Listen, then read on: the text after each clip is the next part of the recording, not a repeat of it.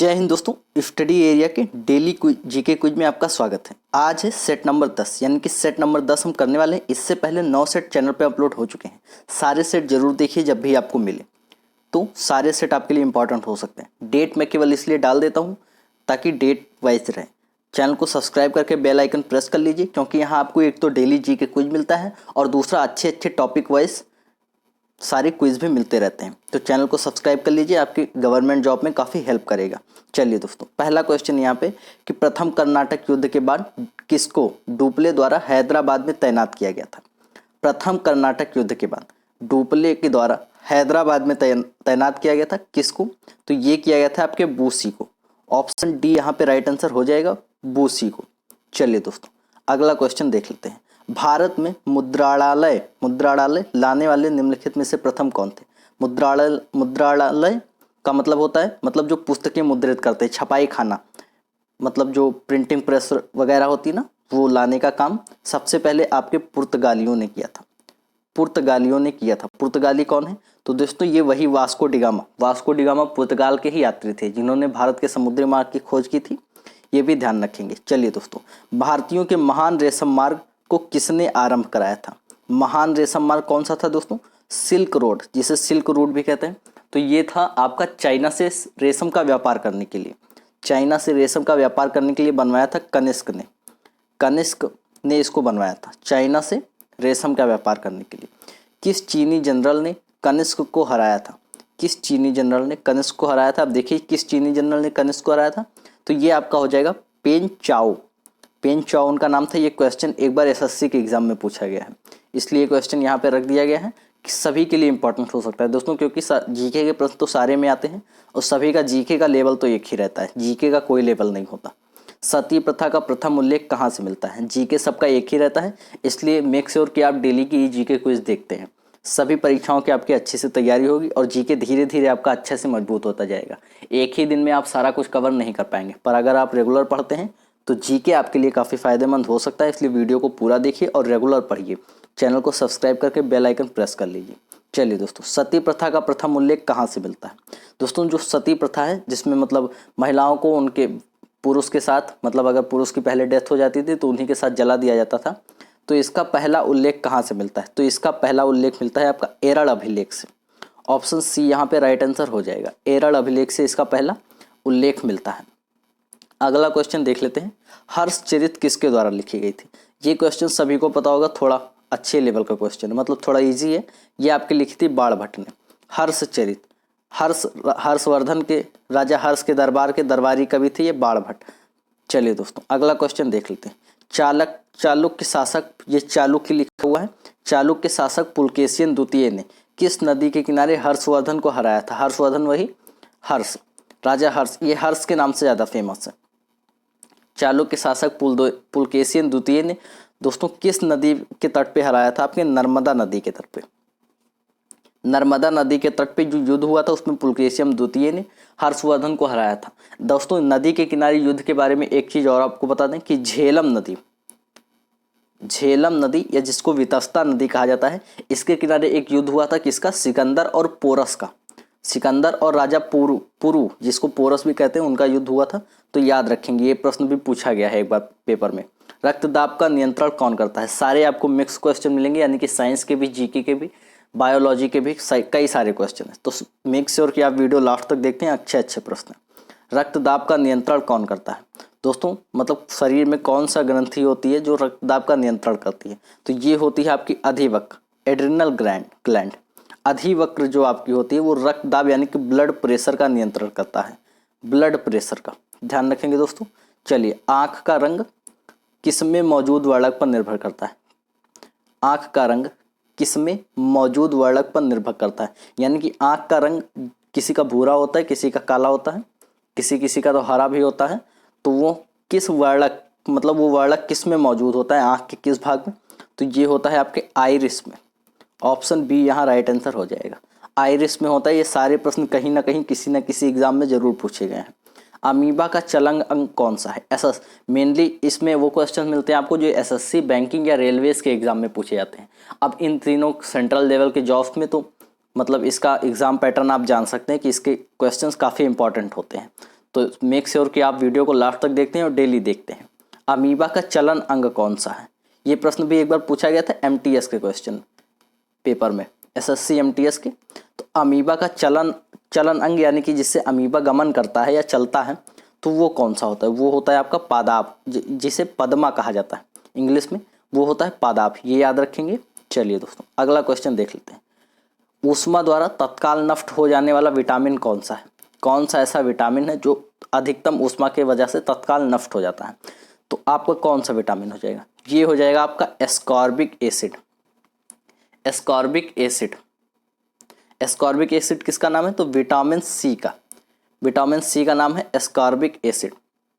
Thymine किसका नाम है? तो विटामिन बी का नाम है। और विटामिन बी का नाम है टेकोफेरॉल। टेकोफेरॉल आपका नाम है विटामिन ई का। हाँ, विटामिन ई का नाम है। इसका ट्रिक कुछ ऐसा है दोस्तों कि रेथा एक टॉफी दो, रेथा एक टॉफी दो। तो रे रा ABCD लाइन से चलेंगे तो रे आपका हो जाएगा रेटिनॉल, था हो जाएगा थायमिन, ए हो जाएगा एस्कॉर्बिक एसिड, टा हो जाएगा आपका टेकोफेरॉल, टेकोफेरॉल। और फा से भी कुछ होता है, फा से भी होता है, तो ऐसे पूरा याद करा जा सकता है। चलिए दोस्तों अगला क्वेश्चन देख लेते हैं। रुधिर वर्गों की खोज किसने की थी? 12वें का आंसर क्या हो जाएगा? रुधिर वर्गों की खोज किसने की थी? तो ये की थी आपके लैंडस्टेनर ने। ऑप्शन बी यहाँ पे राइट आंसर हो जाएगा। लैंडस्टेनर ने की थी रुधिर वर्गों की खोज, यानी कि जो ए या बी वर्ग के रुधिर वर्ग होते हैं उनकी खोज की थी लैंडस्टेनर ने।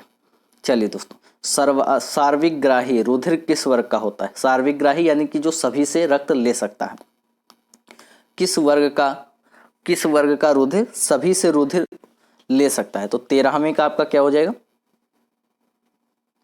13वें का यह आंसर हो जाएगा डी। ए बी जो वर्ग होता है ये सबसे ले सकता है, यानी कि सर्वग्राही होता है।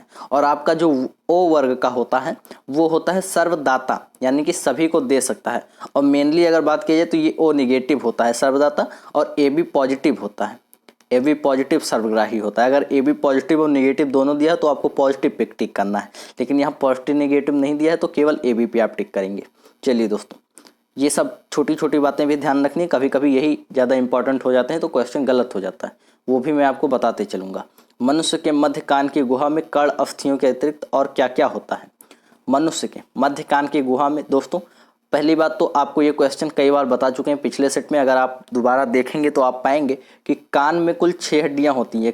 ये पिछले के सेट में आपको बता चुके हैं, तो फिर से एक बार रिवीजन कर लीजिए। सारी चीज़ें रिवीजन कराते भी चलूँगा। कान में कुल 6 हड्डियाँ होती हैं। सबसे मजबूत हड्डी जो होती है वो जबड़े की होती है। सबसे बड़ी हड्डी होती है वो फीमर की होती है, जांघ में। हड्डियों के बारे में इतने क्वेश्चंस आप तैयार रखेंगे। मनुष्य के मध्य कान की गुहा में कर्ण अस्थियों के अतिरिक्त दोस्तों आपका वायु होता है। मनुष्य के कान की गुहा में वायु भी होता है, तो ये बात भी ध्यान रखेंगे कि मनुष्य की कान की गुहा में वायु भी होता है। चलिए दोस्तों कन्नौज किस प्रदेश में स्थित है? कन्नौज किस प्रदेश में स्थित है? कि आपका उत्तर प्रदेश में है। ये यूपी के एक एग्जाम में स्टैटिक जीके में पूछा गया था।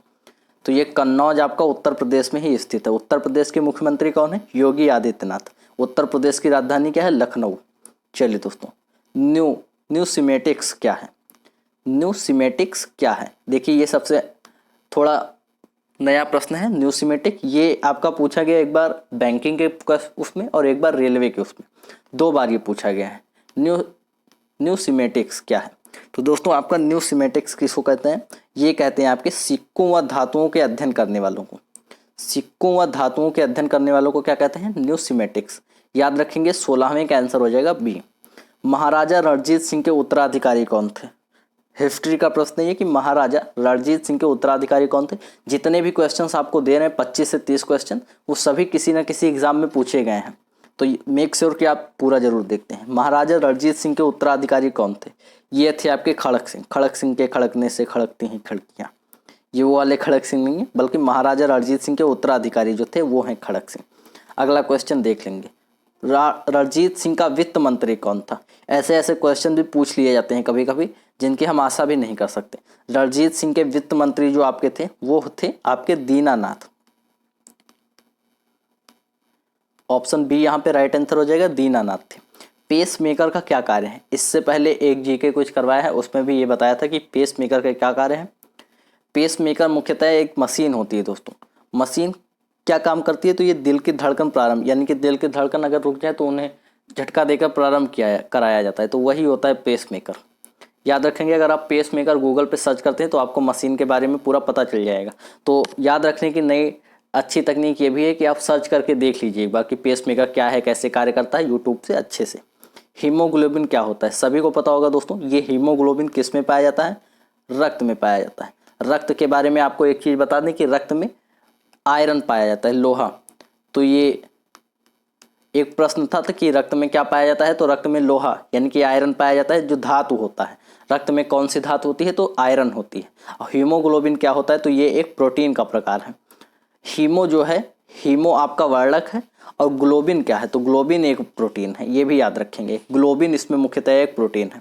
चलिए दोस्तों, निम्नलिखित 4 श्वसनों में कौन सा शेष 3 से अपने स्रोत ग्रंथि से कार्यस्थल तक अधिगमन विधि में भिन्न है। 21 का क्या हो जाएगा आंसर, 21 का हो जाएगा आपका सी। पित्त जो है वो 4 श्वसनों में से 3 में से अपनी स्रोत ग्रंथि से कार्यस्थल तक भिन्न भिन्न अधिगमन करता है, मतलब इधर उधर जाता रहता है पित्त। याद रखेंगे। एक अनिषेचित मानव अंडे में सामान्यतया क्या होता है। एक अनिषेचित मानव अंडे में, यानी कि देखिए दोस्तों, जो भी मनुष्य के जो मानव अंडे होते हैं वो क्रोमोसोम से मिलके बने होते हैं, एक्स और वाई। तो एक अनिषेचित यानी कि जो अभी निषेचित नहीं हुआ है, उसके मानव अंडे में क्या होते हैं, तो ये आपको पता होगा, केवल एक एक्स क्रोमोसोम होता है, एक्स क्रोमोसोम होता है। याद रखेंगे ये बात। उपास्थि तथा हड्डियों के निर्माण और संपोषण में आवश्यक तत्व क्या होता है। उपास्थि एवं हड्डियों के निर्माण के संपोषण में सभी को पता होगा कैल्शियम महत्वपूर्ण होता है। कैल्शियम आपके हड्डियों में क्या मुख्यतः पाया जाता है, तो कैल्शियम और फास्फोरस, ये बात भी ध्यान रखेंगे। कैल्शियम और फास्फोरस से ही आपकी हड्डियां बनी होती हैं। चलिए दोस्तों, निम्नलिखित में से कौन सा एमिनो अम्ल मानव पोषण के लिए अर्ध अनिवार्य माना जाता है। जैसे कि दोस्तों 21 अमीनो अम्ल होते हैं, मेनली 21 होते हैं, कहीं कहीं 22 या 24 भी आपको मिल जाएंगे, 22 या 24 भी मिल जाएंगे, पर मेनली 21 ही होते हैं। तो कौन सा अमीनो अम्ल मानव पोषण के लिए अर्ध अनिवार्य माना जाता है, ये क्वेश्चन भी पूछा गया है। आजकल बायोलॉजी के क्वेश्चन पूछे जाने लगे हैं दोस्तों, तो ये भी आप ध्यान रखेंगे। 24वें का आंसर हो जाएगा आपका B, histidine. Histidine amino acid का एक नाम है जो मानव पोषण के लिए अर्ध अनिवार्य माना जाता है। चलिए दोस्तों, अगला क्वेश्चन देख लेंगे। किस वर्ग में सभी 3 पदार्थों में प्रोटीन का तत्व प्रचुर मात्रा में है। तो इसका आप आसानी से पहचान सकते हैं दोस्तों। कैसे, अगर हम वेजिटेरियन लोगों के लिए बात करें तो सबसे ज़्यादा प्रोटीन होता है, वो होता है आपके सोयाबीन में। पर उससे भी ज़्यादा प्रोटीन होता है दोस्तों मांसाहारी तत्वों में। ये आपका बी आंसर सही हो जाएगा, अंडा, मटर, मछली। अगर अंडा का जो येलो वाला भाग होता है उसको निकाल दें, इसको निकाल दें, तो ये येलो वाला भाग को छोड़ के जो व्हाइट वाला भाग होता है अंडे का, वो प्योर प्रोटीन होता है दोस्तों। प्योर 4 ग्राम के करीब में प्रोटीन होता है, 3.9 ग्राम के करीब में प्रोटीन होता है एक अंडे में। तो प्रोटीन मटर और मछली, ये तीनों ही प्रोटीन का प्रचुर मात्रा में इसमें होता है। मटर में भी होता है, जो आप मटर खाते हैं। चलिए दोस्तों, रक्त दाब का नियंत्रण कौन करता है। 26वां और लास्ट क्वेश्चन है आज का। लास्ट क्वेश्चन नहीं है दोस्तों, इसके बाद भी एक और है, तो बने रहिए। रक्त दाब का नियंत्रण कौन सी ग्रंथि करती है, आपको ऊपर बताया था, अधिवृक्क ग्रंथि। ये क्वेश्चन शायद मैं ऊपर बता चुका हूँ। चलिए एक बार फिर से रिवीजन हो गया। ऋग्वेद का कौन सा मंडल पूर्णतया सोम को समर्पित है। ये क्वेश्चन भी एक बार इससे पहले के क्विज में डिस्कस हो चुका है। आपका 9वां मंडल जो है वो सोम को, यानी कि सोम एक पदार्थ है, पेय पदार्थ, जिसको विशेष अवसरों पर पिया जाता था। ये सोम शराब नहीं है दोस्तों, याद रखेंगे। ये शराब नहीं बल्कि एक आयुर्वेदिक पेय पदार्थ है। सोम को समर्पित है आपका 9वां मंडल। तो इस तरह से आपके सभी 27 प्रश्न यहीं पे समाप्त होते हैं दोस्तों। आज का ये सेट आपको कैसा लगा कमेंट करके जरूर बताइएगा। सारे सेट इंपॉर्टेंट रहते हैं मेरे, रोज डेली जीके क्विज आपको दिया जाता है। तो चैनल को सब्सक्राइब करके बेल आइकन प्रेस कर लीजिए और वेट कीजिए अगले जीके क्विज का। आप चैनल पे जाके विजिट कर सकते हैं और अपने हिसाब से वीडियोस देख सकते हैं। जय हिंद, मिलते हैं अगले वीडियो में। जय भारत।